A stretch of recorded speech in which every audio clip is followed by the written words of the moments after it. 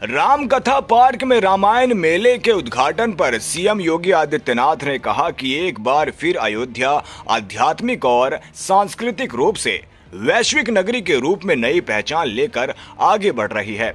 याद कीजिए कैसे इसी साल जनवरी में पीएम नरेंद्र मोदी के कर कमलों से 500 साल बाद भगवान राम दोबारा मंदिर में विराजमान हुए।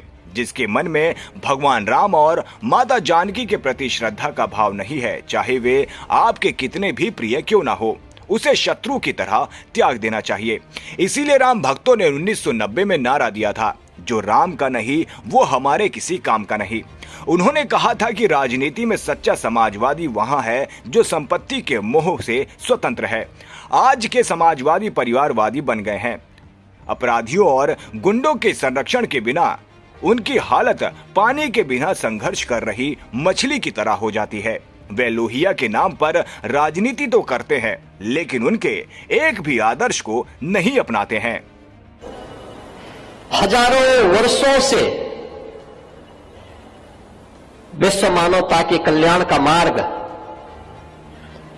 इस पावन धरा ने प्रशस्त किया है।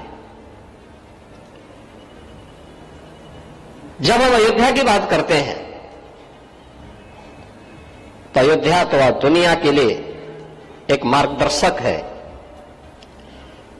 एक ऐसी भूमि जहां कोई युद्ध करने का दुस्साहस नहीं कर सकते हो।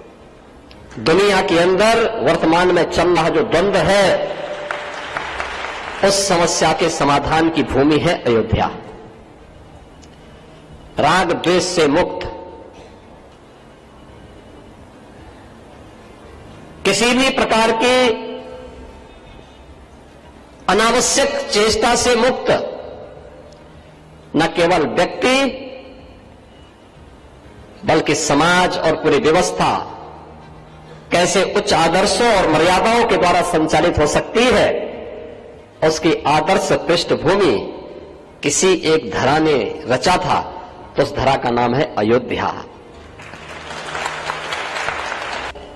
कि प्रभु की कृपा से आज एक बार फिर से हमारा अयोध्या धाम आध्यात्मिक रूप से, सांस्कृतिक दृष्टि से एक वैश्विक नगरी के रूप में फिर से अपनी एक नई पहचान के साथ आगे बढ़ रहा है।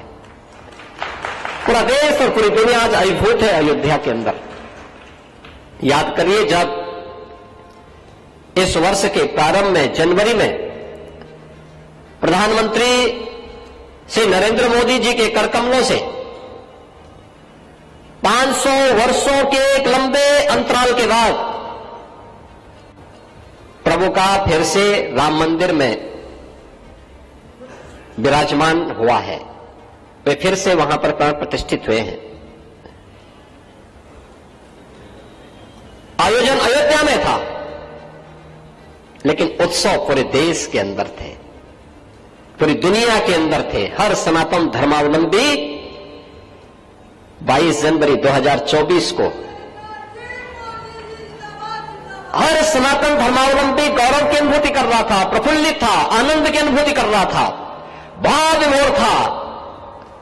इस बात के लिए भाव विभोर था कि हमारे पूर्वज जिस कार्य को अपने भौतिक चक्षु से नहीं अनुभव कर पाए, देख पाए, वह हम लोग आज देख रहे हैं। प्रत्यक्ष भी और परोक्ष रूप से भी दृश्य श्रव्य माध्यमों से उन्होंने उस दृश्य को अपनी आंखों के सामने देखा, सुना और उससे आनंद विभोर होकर के उस कार्यक्रम के साथ जुड़े थे। नहीं, जिसके मन में भगवान राम के प्रति, मां जानकी के प्रति श्रद्धा का भाव नहीं है, उनके प्रति समर्पण का भाव नहीं है, और कितना भी प्रिय क्यों न हो, उसको एक कट्टर दुश्मन की तरह त्याग देना चाहिए, छोड़ देना चाहिए। और इसीलिए तो 1990 के दशक में राम भक्तों ने नारा लगाया था।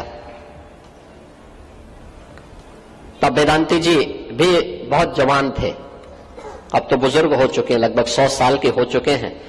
तो अब तो उनके मुंह से बोला नहीं जाता है, देखा नहीं जाता है, लेकिन पहले उस समय जब जवान थे नाराएं लगाते थे कि जो राम का नहीं हमारे किसी काम का नहीं।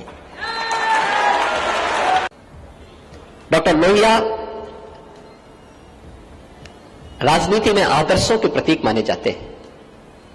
उन्होंने आज के समाजवादियों को भी कहा था, उन्होंने कहा था कि राजनीति में सच्चा समाजवादी वही जो संपत्ति और संतति के मोह से मुक्त रहे।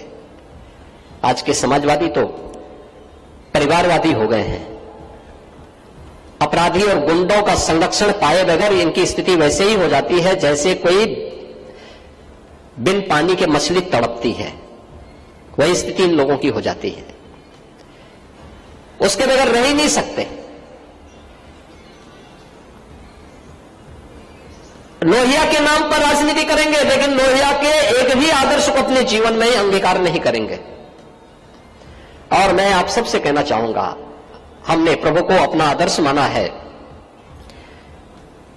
कुछ भी प्रेरणा हम प्रभु के उन उच्च आदर्शों से ले सके तो हमारा जन्म और जीवन दोनों धन्य हो जाएगा।